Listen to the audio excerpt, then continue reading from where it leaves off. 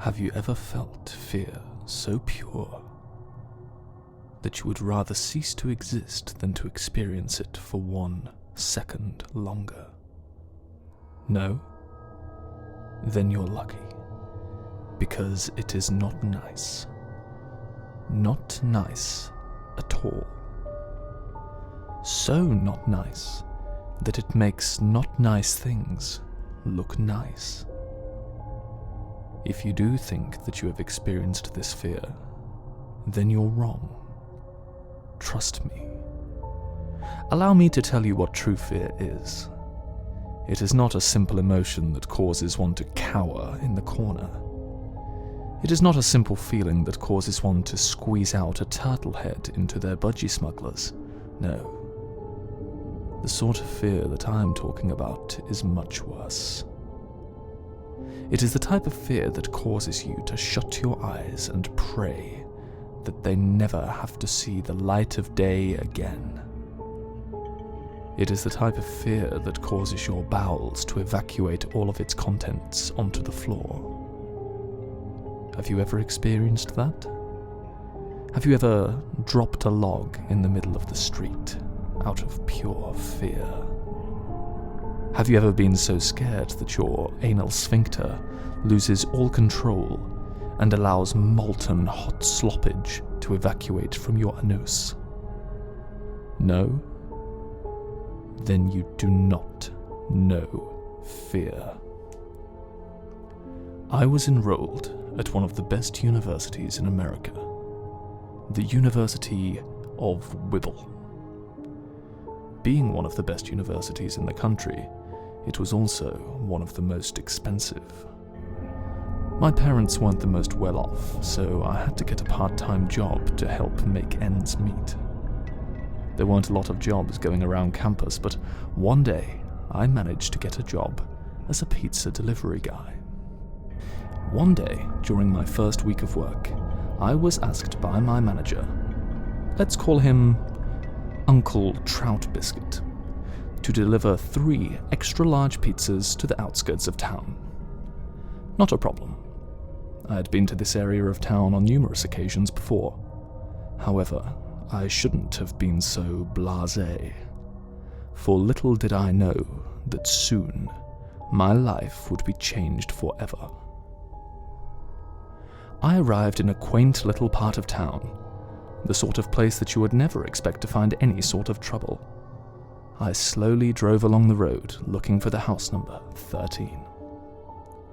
5, 7, 9, 11, 13. It stuck out like a sore thumb.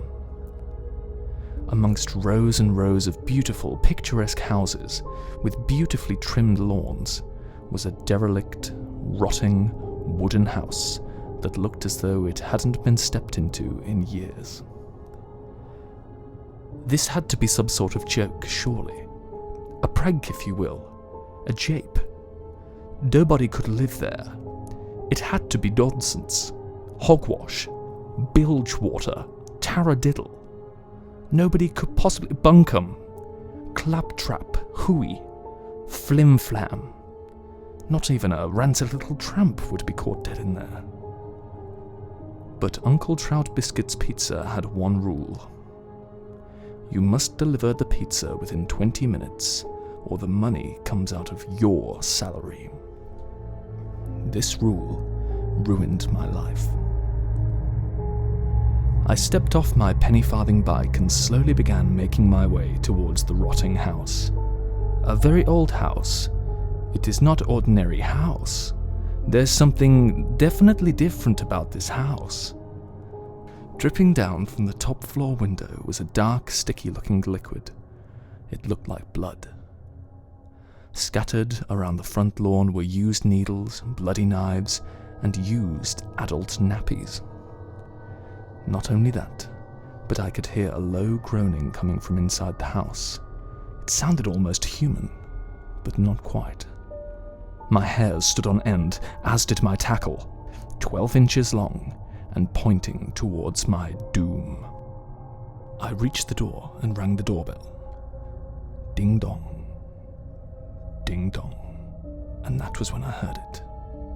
The slow footsteps dragging closer and closer towards the door.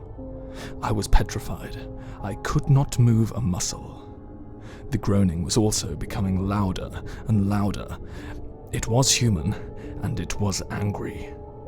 All of a sudden, the door flew open, almost knocking me over. And there, right in front of me, stood an old, wrinkly man, wearing nothing but a pair of bright blue suspenders and a damp chocolate digestive covering his modesty. Although it didn't cover him all, his sack hung low, swinging from side to side. I didn't know what to do. He just stood, staring at me in silence. Finally, I picked up enough courage to say, "Here are your pizzas, sir." That was when it happened. The moment that I will never forget for the rest of my life.